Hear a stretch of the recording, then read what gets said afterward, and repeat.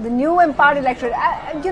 Manu, I think the electorate and the voters have always been smart, and no one knows that better than Yashwant Deshmukh, because they've always, I think what's exciting, and even though everyone said it, I always think that the voter always has perspective and always throws up surprises, and that's why elections are exciting for all of us, right? And that's perhaps the biggest takeaway. But yeah, please talk about what I was saying, that weigh in on the two personalities. This whole election has been about them, not so much about Modi. It's about these two people, these two BJP leaders, and their emergence contrary to expectations. Talk about that. I think they were, as I said, that when I mentioned the point of ticket distribution, pardon me for saying this, but I could not help but observe the reports which were coming out, how smartly Devendra Fadnavis has outmaneuvered the people inside the party, who were trying to be coming equal to him and like that. I could not see. I mean, Vinod Tavade, Pankaj Munde, I mean, everybody. I mean, there is a series of that. Only thing is that if the BJP would have won 130 today, probably everybody would be singing that how smartly Devendra did that. Okay. Same thing would have happened in Haryana. Kind of tickets that were given to the people, I could sense on the social media, the BJP supporters, the way they were reacting to the ticket distribution in Haryana, a TikTok star being given a ticket and whatnot. What I'm simply trying to say, sab chalta hai, nahi chalta hai.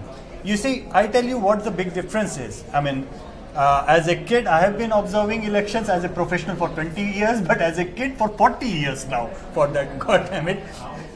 For so long time, the Congress heard this thing in Sunetra that, that they had big, huge central leadership on which popularity they could win everything. And the Congress candidates just yawned that, okay, I will win by default, by not doing anything. I believe that slumberness has kind of creeped into BJP. I will pardon Congress for having that culture. I cannot pardon BJP because your mother organization is such a socially intrigued and well-networked organization that if you cannot track the non-working MLAs of your party, the non-working ministers of your party, if you cannot give a show cause to them, if you cannot cut their tickets and replace them with the proper people of the party who have been working hard for the party cadre so long. Look at the turncoats that you have invited. I mean, I jokingly write, Sunetra, you must be reading that, I always say, Bukkal Nawab ji ki party, BJP ka. Kind of people that you have opened your door to, for a cadre-based party like yours.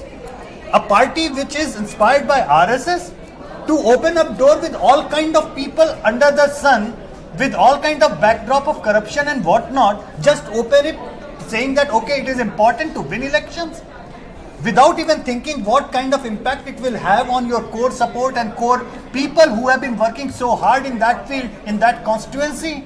I can pardon Congress for that, Banu, but I'm sorry, I cannot pardon BJP for that kind of carelessness.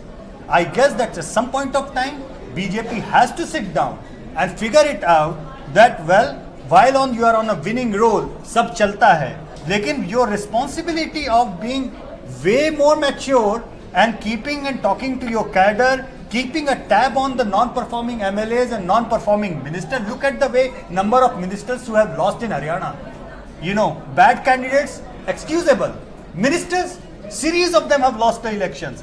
5 years, nobody could get an idea that, okay, this minister is not working well and their image is going down the stream.